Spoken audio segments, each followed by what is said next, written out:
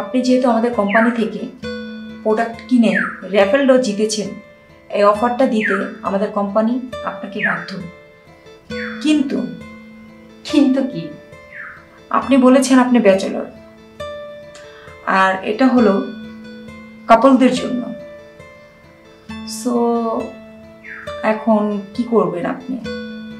আচ্ছা কই, আপনাদের এই অফারে তো এটা লেখা ছিল না।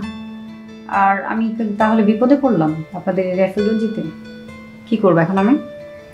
ম্যাডাম, কোম্পানির অফারগুলো মেয়েদের চোখের পলকের মতো, এটা বুঝিয়ে নিতে হয়। আপনি এক কাজ করেন, আপনার হাতে এখনো 2 দিন সময় আছে, আপনি একটা বিয়ে করে ফেলেন, তাহলে আপনি হানিমুনে যেতে পারছেন। 2 দিনে বিয়ে? আচ্ছা আপনি এটা কি বলছেন?